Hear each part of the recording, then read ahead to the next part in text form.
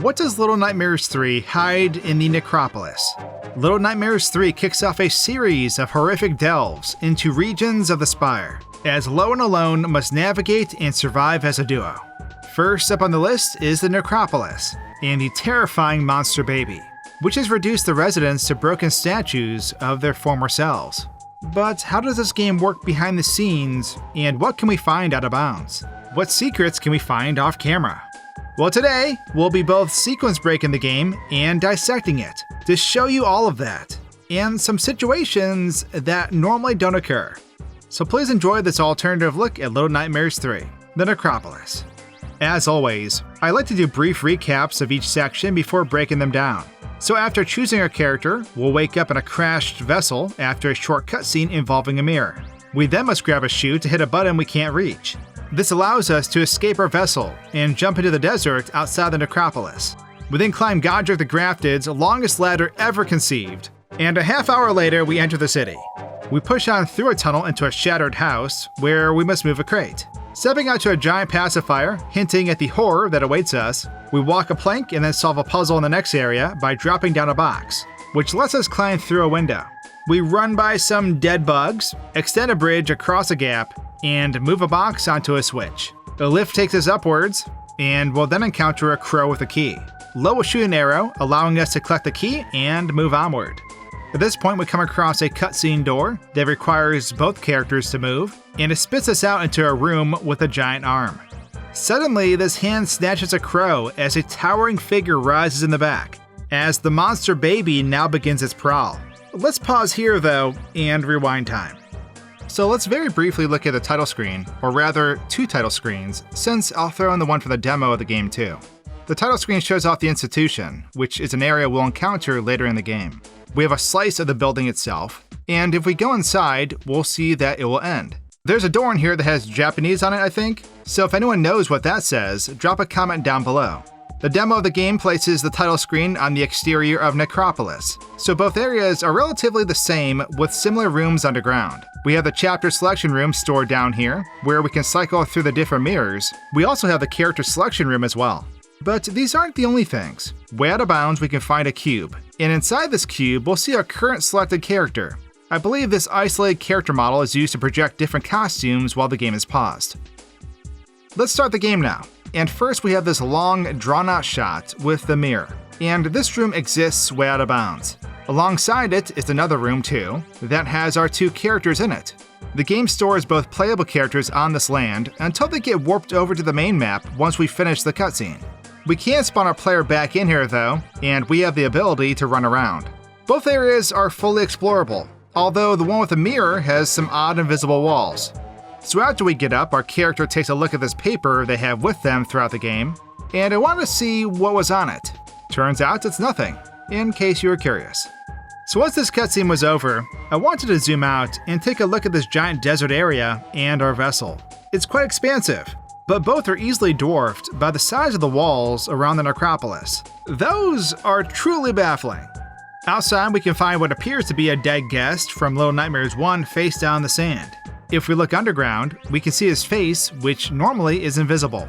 Now the crows out here are kind of funny, because if you trigger them from behind by walking around them, and you have your post-processing effects lowered, you can see them stop their flying animations before they get to the edge of the screen. Little did they know, I always sneak up on crows.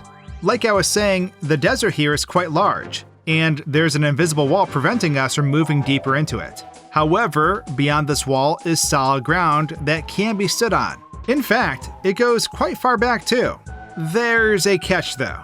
The off-limits ground here instantly kills you if you touch it. I'm only alive because my character is still in the respawn state. The second I move, I go full-on noodle girl as my bones all shatter. Glorious!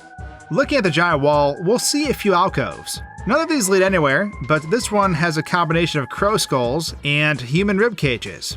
Kinda neat. As we head inside, we can zoom out and see what the Necropolis city background looks like up close. There's tons of rocky buildings and walkways. Some even have petrified people in them. Overall, it's a very pale city, if you catch my drift.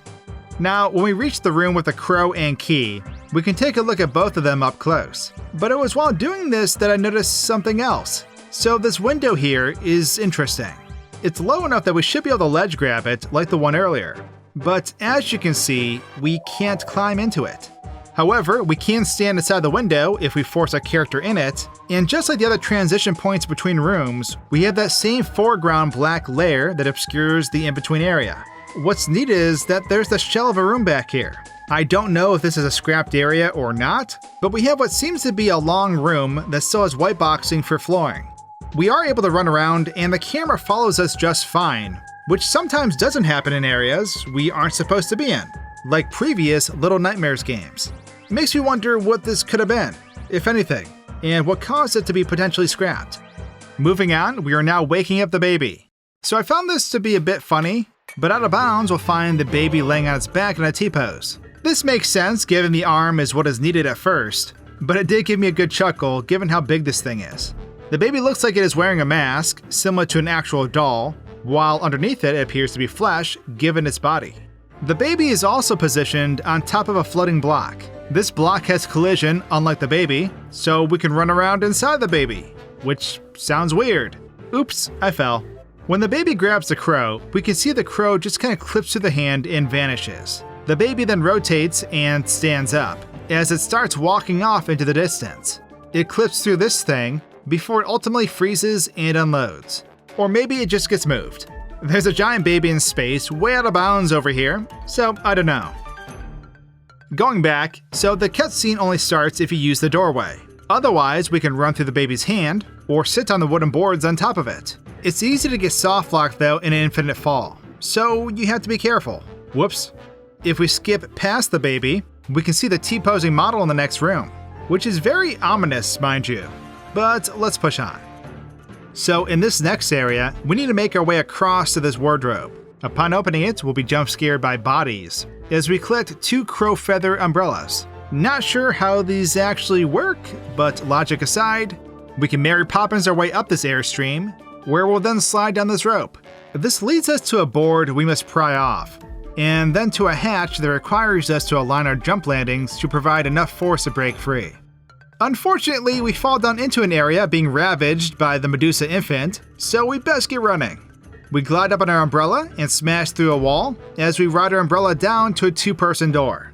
In this next area, the baby's paralyzing eye gaze can be seen examining the room.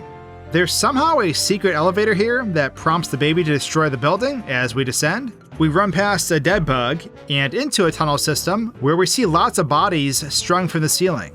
We then get ambushed by some bugs as we pop them with our bow and smash them with our giant wrench.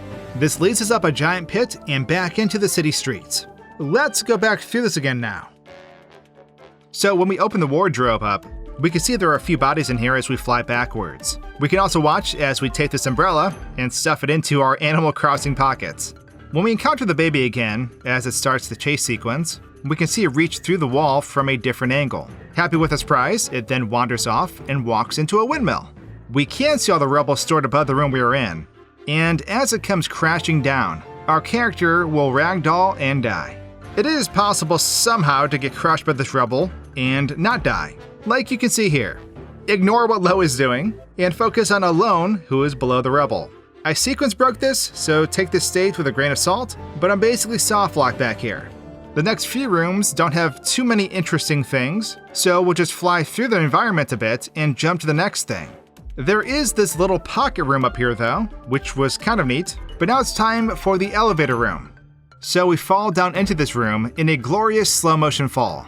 And soon after, we can watch as the baby approaches the room from out of bounds. The baby's body just slides up to the eye hole, and then the eye slowly opens, revealing its piercing gaze. If we get caught by the eye, we can watch the petrification animation in slow motion too. Full disclosure, I filmed this entirely too slow, so what you're seeing is like 3 or 4 minutes of footage sped up. We then warp back to the respawn point. So it's the double door that loads in the events of this room. So if we skip that, this room isn't threatening at all. If both players step on the switch when the baby hasn't spawned, the elevator animation plays, but there's some things missing, as you can clearly see. It feels like we're getting attacked by a Jedi who's throwing a forced temper tantrum. Of course, we can watch this the correct way too, and see how it transpires from out of bounds. The baby reaches in, like it's looking for a cookie in a cookie jar, and it then just freezes in place once it's out of sight. The fists stay clenched up top, and the baby does not unload. We're now going through the hallway with all the bodies that leads to the bug fight. Behind the scenes, you can see that all the bugs are stored up in these alcoves, and they just fly in place. When they are next up in line to fight, they will warp over to the correct hole. We only need to smash 4, I think though? I tried going up to them, but the floor up here lacks collision. I then become a giant wrench-wielding maniac who couldn't swing the wrench because changing the size of the character somehow breaks the attack button. When I die, the giant wrench almost takes out Lo, which made me laugh. After we return to the surface, we can see the baby wandering in the background. But there's a huge gap at the end of this road between us and where the baby was. If we move our character across the gap, this area is explorable. Well, sorta. Some things can be walked on, others cannot. Let's continue on in the story though. Moving on, we'll rely on our umbrella to climb this room and to float across the gaps in this next area. We push down a board and emerge out into an alleyway where the baby pins us down for a moment. In this next room, we feel safe, but the roof was merely a suggestion, as the baby decides against it. We have to wait for the dystopian baby rattle to get pulled before we dive down the hole, speedrunning our way through the underground hallways and by a crowd of petrified people. We head through a gross interior and channel our inner Jack Torrance as we break through a door, finding another colossal baby toy that we're just gonna ignore. Unfortunately, the baby has the upper hand. Literally. As it grabs us and drops us off the cliff. Lo then awakens in a bed, visibly upset, and goes to hide as an entity approaches the door. That's when we end up back in Babyland, as we recover from our fall. Alone then approaches Lo and gives them a paper they dropped as we resume our adventure. Let's swap back now and check out these scenes. So the backgrounds of the city are honestly super impressive. There's balconies, interiors, and the buildings go very, very far back.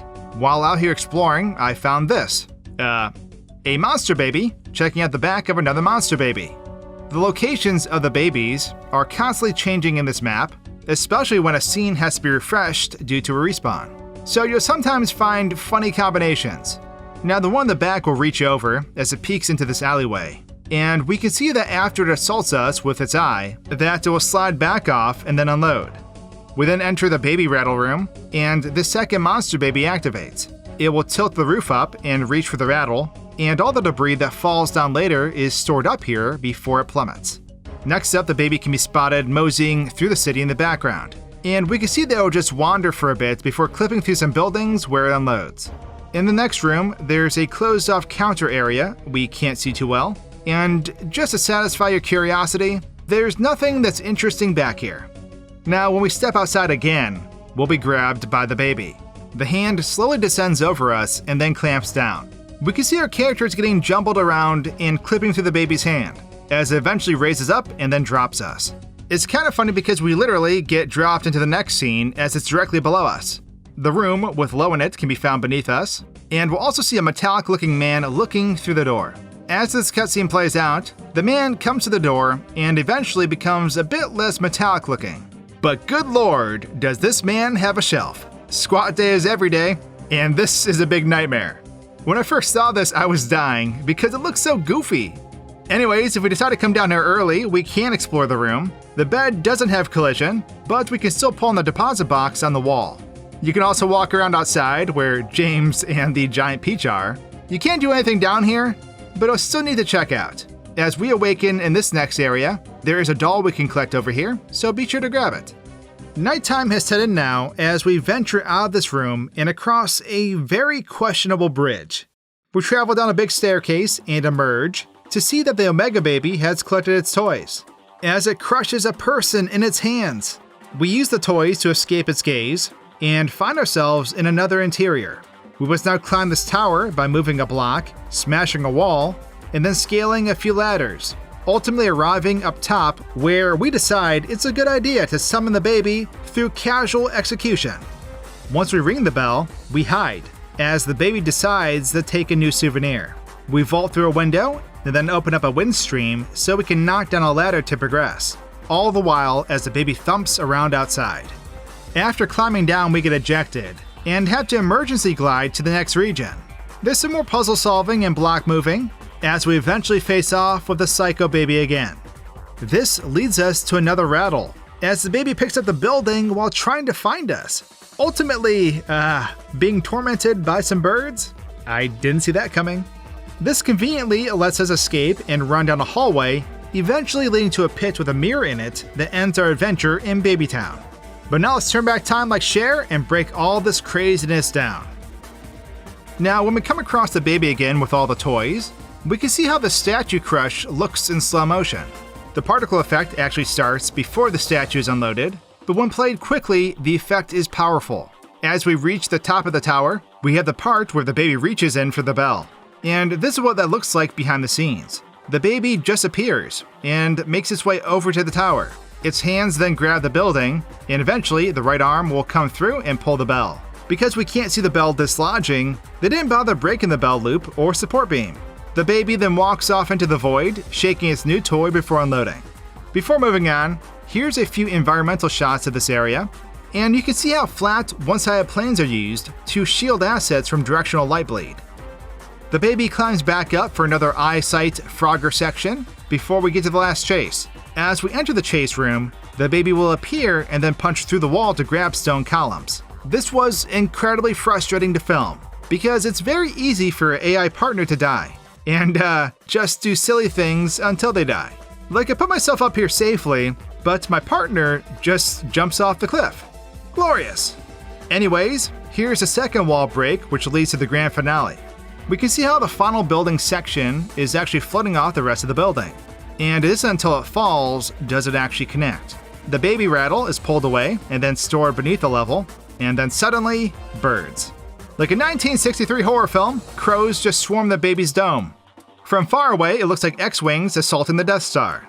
The baby eventually sets us down and then retreats into the background. But something really interesting happens if we follow the baby. I was very surprised to see that once it's out of sight, another animation starts. It took me a while to realize it, but the entire animated sequence we just went through happens a second time way out here. The baby lifts an invisible building and then fights off birds, but is stuck against the large building out here. The baby then freezes, and birds swarm it from here on out. Just ahead of the player is another oddity. There is a wooden structure stored out of bounds, floating next to the giant hole we fall down. It cannot be stood on, and we fall right through it. It makes me wonder if this was once used inside this pit. The very last thing we have to check out is the mirror itself. If we get up close, you can see the image used for the mirror repeats infinitely in all directions. And we can get pulled into this slowly as we leave this cursed city behind for good. And with that, we've reached the end of the Necropolis in Little Nightmares 3. I hope you enjoyed this game-breaking adventure. Subscribe right now to see the rest of the game, and I'll see you all soon. Cheers!